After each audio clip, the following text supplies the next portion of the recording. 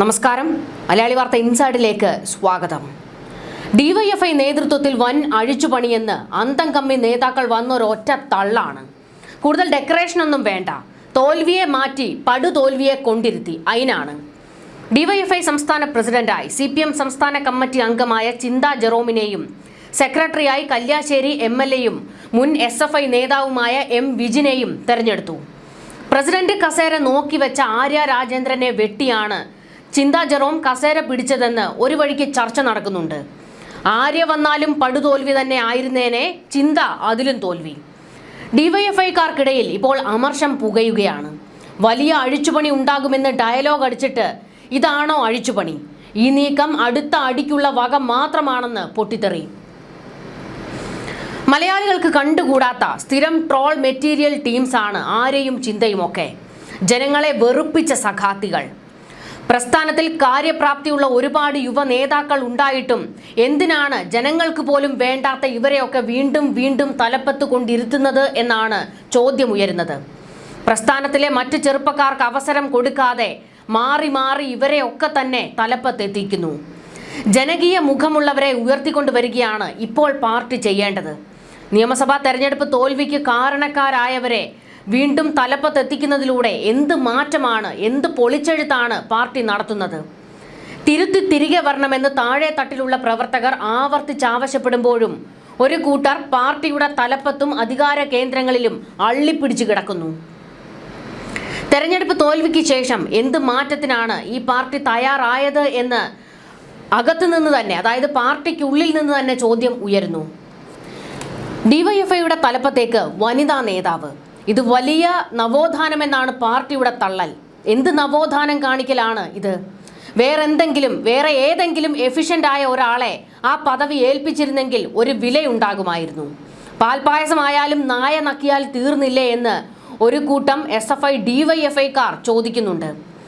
എത്രയോ നല്ല വനിതാ നേതാക്കൾ, യുവ നേതാക്കൾ ഈ പാർട്ടിയിലുണ്ട്. അവരെ ഒന്നും ഉയർന്നു വരാൻ ഇവർ സമ്മതിക്കില്ല. ഈ ഒരു കൂട്ടം CPM നേതാക്കളുണ്ടല്ലോ, അവരുടെ താളത്തിന് നിന്ന് തുള്ളുന്ന ശിങ്കിടികളെ മാത്രമാണ് SFIയുടെയും DYFIയുടെയും ഒക്കെ തലപ്പത്തേക്ക് കൊണ്ടിരുത്തുന്നത്. എന്തെങ്കിലും ഒരു മാറ്റം കൊണ്ടുവരാൻ കഴിവുള്ള, അല്ലെങ്കിൽ പാർട്ടിക്ക് വീണ്ടും ഒരു ജനകീയ അടിത്തറയുണ്ടാക്കുന്ന, ജനങ്ങളുമായി വലിയ ഒരു ബന്ധമുള്ള നേതാക്കളെ ഒന്നും, ചെറുപ്പക്കാരെ ഒന്നും ഉയർന്നു വരാൻ ഈ പാർട്ടി അനുവദിക്കുന്നതേയില്ല. അഹങ്കാരവും ധാർഷ്ട്യവും മാത്രമാണ് ഈ സഖാത്തികളുടെ ഒക്കെ കൈമുതൽ. 10 വർഷക്കാലത്ത് കേരളം അത് കണ്ടതാണല്ലോ. ഞങ്ങളെ പൊതിച്ചോറ് കൊടുക്കുന്നവരാ എന്നൊക്കെയുള്ള ധിക്കാര വർത്തമാനങ്ങൾ കേരളം മുഴുവൻ കേട്ടതാണ്. യുവജനക്ഷേമ കമ്മീഷൻ കസേരയിൽ കയറിയിരുന്ന് എന്തെല്ലാം പൊട്ടത്തരങ്ങളാണ് ചിന്താ ജെറോം കാണിച്ചു കൂട്ടിയത്. ഖജനാവിൽ നിന്ന് ലക്ഷങ്ങൾ ശമ്പളം കൈപ്പറ്റിയ ചിന്ത യുവജനങ്ങളുടെ ക്ഷേമത്തിനു വേണ്ടി എന്ത് പ്രവർത്തനമാണ് ആ കസേരയിലിരുന്ന് നടത്തിയത്? അവർ ആ കസേരയിൽ ഇരിക്കുന്ന കാലത്തും നടു റോഡിൽ കിടന്ന് PSC ഉദ്യോഗാർത്ഥികൾ സമരം നടത്തിയില്ലേ? അവിടേക്ക് തിരിഞ്ഞു പോലും നോക്കിയവരല്ല ചിന്തയും DYFI സംഘവുമൊക്കെ. ഒരു ഗുണവുമില്ലാത്ത ഈ അട്ടർ വേസ്റ്റുകളെ എന്തിനധികാര കസേര കൊടുത്ത് ഉയർത്തുന്നു എന്ന് പാർട്ടിയിലുള്ളവർ ചോദിക്കുമ്പോൾ നേതാക്കൾ മറുപടി പറയണം. കാരണം ചോദ്യം നേതാക്കളോടാണ്. എന്തായാലും ഇപ്പോൾ ചേരി തിരിഞ്ഞ് കൂട്ടയടി തുടങ്ങിയിട്ടുണ്ട് DYFIയിൽ. ആര്യ രാജേന്ദ്രന്റെ രാഷ്ട്രീയ മോഹങ്ങൾക്ക് തിരിച്ചടി നൽകിക്കൊണ്ടാണ് DYFI സംസ്ഥാന നേതൃത്വത്തിൽ നിർണായക തീരുമാനങ്ങൾ വന്നിരിക്കുന്നത്. സംഘടനയുടെ സംസ്ഥാന പ്രസിഡന്റ് സ്ഥാനത്തേക്ക് എത്താനുള്ള ആര്യയുടെ നീക്കങ്ങൾക്ക് CPM സംസ്ഥാന സെക്രട്ടറി MV ഗോവിന്ദനാണ് തടയിട്ടത് എന്നാണ് വിവരങ്ങൾ. അതായത് MV ഗോവിന്ദൻ പൂർണ്ണമായും ആര്യ രാജേന്ദ്രനെ വെട്ടിത്തള്ളുകയായിരുന്നുവെന്ന്. തലസ്ഥാന നഗരിയുടെ മേയർ സ്ഥാനത്ത് നിന്ന് പടിയിറങ്ങിയതിന് പിന്നാലെ DYFIയുടെ സംസ്ഥാന നേതൃനിരയിലേക്ക് വരാൻ ആര്യ രാജേന്ദ്രനും അവരെ പിന്തുണയ്ക്കുന്ന ചില നേതാക്കളും വലിയ നീക്കങ്ങളാണ് നടത്തിയത്. സംഘടനാ മികവും യുവമുഖം എന്ന പ്രതിച്ഛായയും മുൻനിർത്തി ആര്യയെ പ്രസിഡന്റാക്കാനായിരുന്നു നീക്കം. എന്ത് പ്രതിച്ഛായ, എന്ത് ജനകീയ മുഖമാണ്, എന്ത് യുവമുഖമാണ് ഈ പറയുന്ന ആര്യ രാജേന്ദ്രനുള്ളത്? മേയർ കസേരയിൽ കയറി ഇരുന്ന് കാണിച്ചത് മുഴുവൻ ധാർഷ്ട്യവും അഹങ്കാരവുമാണ്. അതിനുള്ള മറുപടിയാണ് തിരുവനന്തപുരത്തെ കോർപ്പറേഷന് കൊടുത്തത്, ജനങ്ങൾ കൊടുത്തത്. ആര്യയുടെ വീടിരിക്കുന്ന വാർഡിൽ പോലും 8 നിലയിൽ പൊട്ടുന്ന കാഴ്ചയാണ് ഉണ്ടായത്. ഈ ഒരു ഗതികേടിലേക്ക് ഈ പാർട്ടിയെ കൊണ്ട് എത്തിച്ചതിൽ ഈ സഖാത്തികൾക്കൊക്കെ വലിയ പങ്കുണ്ട്. മാത്രമല്ല ആര്യ രാജേന്ദ്രനെ ഉയർത്തിക്കൊണ്ട് വരരുത് എന്നുള്ള ആവശ്യം പാർട്ടിയിൽ നിന്ന് തന്നെ ശക്തമായി ഉയർന്നിരുന്നു. പ്രത്യേകിച്ച് ശിവൻകുട്ടിയെ പോലെയുള്ള നേതാക്കൾ ആര്യയെ മാറ്റി നിർത്തണം എന്നുള്ള ആവശ്യക്കാർ തന്നെയായിരുന്നു. തിരുവനന്തപുരത്തെ ഒട്ടുമിക്ക മുതിർന്ന CPM നേതാക്കളും ആര്യയെ മാറ്റി നിർത്തണം എന്നുള്ള ആവശ്യം ഉന്നയിച്ചവരാണ്. കാരണം പല ആവർത്തിയാണ് ആര്യയ്ക്ക് നേതാക്കൾ മുന്നറിയിപ്പ് കൊടുത്തത്.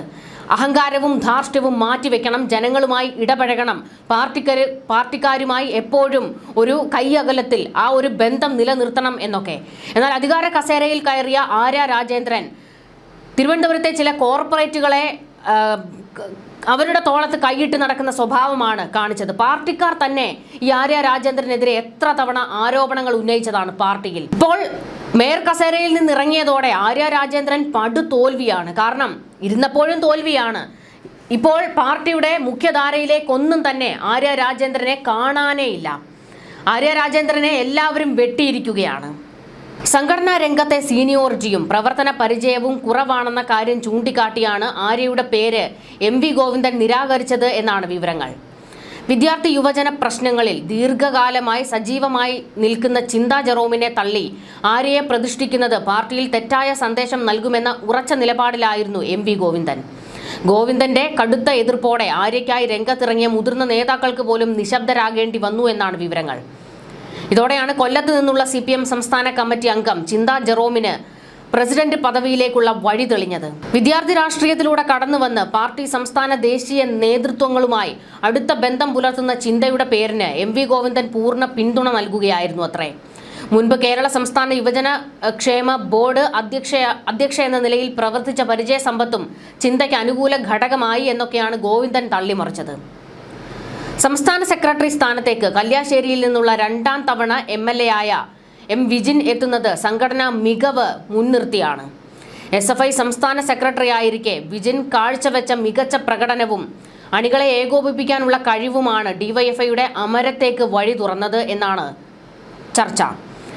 നേതൃമാറ്റത്തിൽ പാർട്ടി കർശനമായി നടപ്പിലാക്കുന്ന 38 വയസ്സ് എന്ന പുതിയ പ്രായപരിധി നിബന്ധന വിജിന്റെ പേര് ഉറപ്പാക്കുന്നതിൽ നിർണായകമായി. 38 വയസ്സ് പൂർത്തിയായ മുതിർന്ന ഭാരവാഹികളെ മുഴുവൻ ഒഴിവാക്കി പുതിയ നിരയെ കൊണ്ടുവരാനാണ് MV ഗോവിന്ദന്റെ നിർദ്ദേശം.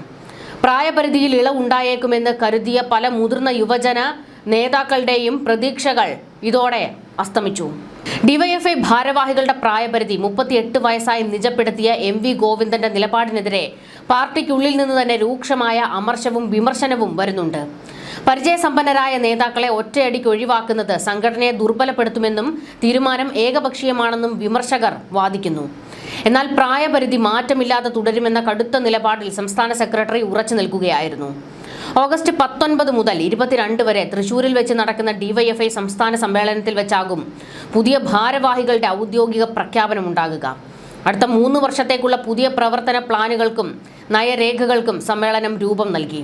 അടുത്ത 3 വർഷത്തേക്കുള്ള പുതിയ പ്രവർത്തന പ്ലാനുകൾക്കും നയരേഖകൾക്കും സമ്മേളനം രൂപം നൽകും. സാധാരണയായി 3 വർഷം കൂടുമ്പോഴാണ് നേതൃമാറ്റം ഉണ്ടാകാറുള്ളതെങ്കിലും ഇത്തവണ സംസ്ഥാന സമ്മേളനം നടക്കാൻ 4 വർഷത്തോളം കാലതാമസമെടുത്തു. 2022 പത്തനംതിട്ട സമ്മേളനത്തിൽ ചുമതലയേറ്റ VK സനോജും V വസീഫും കാലാവധി പൂർത്തിയാക്കുന്ന പശ്ചാത്തലത്തിലാണ് ചിന്തയുടെയും വിജിന്റെയും നേതൃത്വത്തിൽ പുതിയ ടീം എത്തുന്നത്. വർത്തമാനകാല രാഷ്ട്രീയ വെല്ലുവിളികളെ നേരിടാൻ യുവജന പ്രസ്ഥാനത്തെ കൂടുതൽ കരുത്തരാക്കാനും തെരുവുകളിൽ സജീവമാക്കാനും പുതിയ നേതൃത്വത്തിന് സാധിക്കും എന്നാണ് CPM കണക്കുകൂട്ടൽ. എന്നാൽ ആര്യ രാജേന്ദ്രനെ വെട്ടി ചിന്താ ജെറോമിനെ പ്രതിഷ്ഠിച്ചതിലെ അമർഷവും പ്രായപരിധി തർക്കങ്ങളും വരും ദിവസങ്ങളിൽ പാർട്ടിക്കുള്ളിൽ കൂടുതൽ പുകച്ചിലുകൾക്ക് വഴിമരുന്നിടും. ഒന്ന് ഓർത്തു നോക്കണേ, MV ഗോവിന്ദന്റെയും പാർട്ടിയുടെയും ഒരു തള്ള്.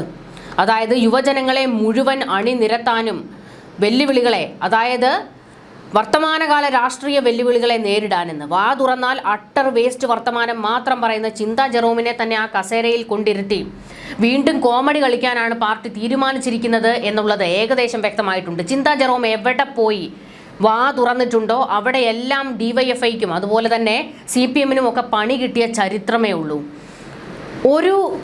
ഒരാളെ ഒരു പദവിയിലേക്ക് കൊണ്ടിരുത്തുമ്പോൾ ആ ആൾക്ക് അതിനെ മുന്നോട്ട് കൊണ്ടുപോകാനുള്ള എല്ലാ കെൽപ്പും ഉണ്ട് എന്ന് ഒന്ന് ഉറപ്പിക്കണം. ഇത് ഒരു കൂട്ടം നേതാക്കൾക്ക് താല്പര്യമുള്ളവരെ അവരുടെ താളത്തിന് തുള്ളുന്ന ആൾക്കാരെ കൊണ്ടുപോയിട്ടാണ് തലപ്പത്ത് കൊണ്ട് പ്രതിഷ്ഠിക്കുന്നത്. എന്നിട്ട് ഇത് കൈയടിച്ചങ്ങ് പാസ്സാക്കുക.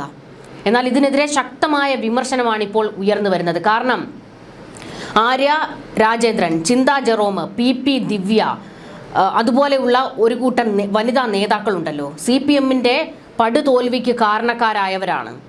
അവർ CPM-നെ ഉയർത്തിക്കൊണ്ടുവരുന്നതിൽ എന്തെങ്കിലും പങ്ക് വഹിച്ചതായിട്ട് ആർക്കെങ്കിലും പറയാൻ കഴിയുമോ?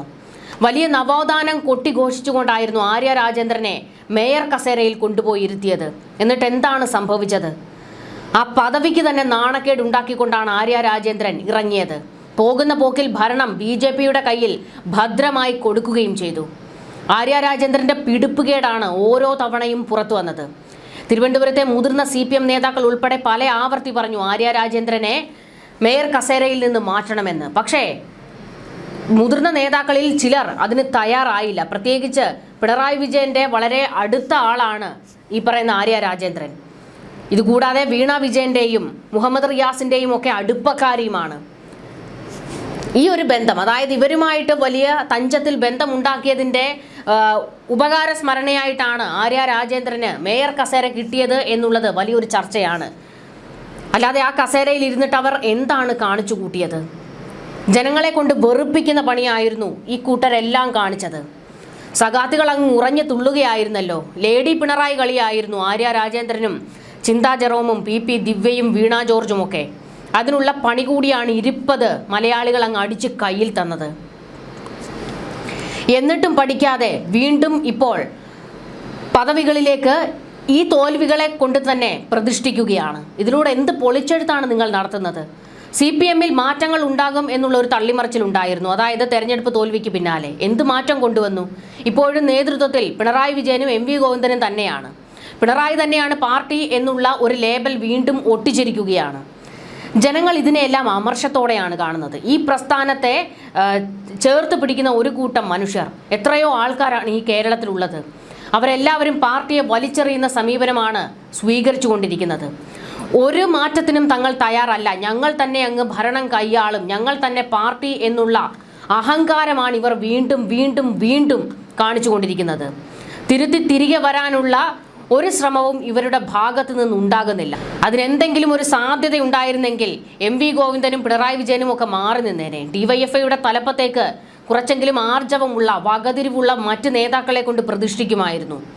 എന്നാൽ ഇപ്പോഴും ഞങ്ങൾ തന്നെയാണ് പാർട്ടി എന്നാണ് ഇവർ കാണിക്കുന്നത്. ഞങ്ങളുടെ തല, ഞങ്ങളുടെ ഫുൾ ഫിഗർ, ഞങ്ങൾക്കിഷ്ടമുള്ള ആൾക്കാരെ പദവികളിൽ കൊണ്ട് നിയമിക്കും, നിങ്ങൾ അതെല്ലാം സഹിച്ചുകൊള്ളുക എന്നുള്ള നിലപാട് പാർട്ടി സ്വീകരിക്കുമ്പോൾ ജനങ്ങൾ ഇത് കാണുന്നുണ്ട്. എന്തായാലും DYFIക്ക് പ്രത്യേക ആശംസകൾ. ഇനി അങ്ങോട്ട് എയറിൽ തന്നെ ആകാനാണ് സാധ്യത. കാരണം പ്രസിഡന്റ് കസേരയിലേക്ക് ചിന്താ ജെറോം ആണല്ലോ. നിങ്ങൾക്ക് നല്ല എന്റർടൈൻമെന്റ് ആയിരിക്കും. കേരളത്തിലെ ജനങ്ങൾക്ക് നല്ല എന്റർടൈൻമെന്റ് ചിന്താ ജെറോം കൊടുക്കാറുണ്ട്.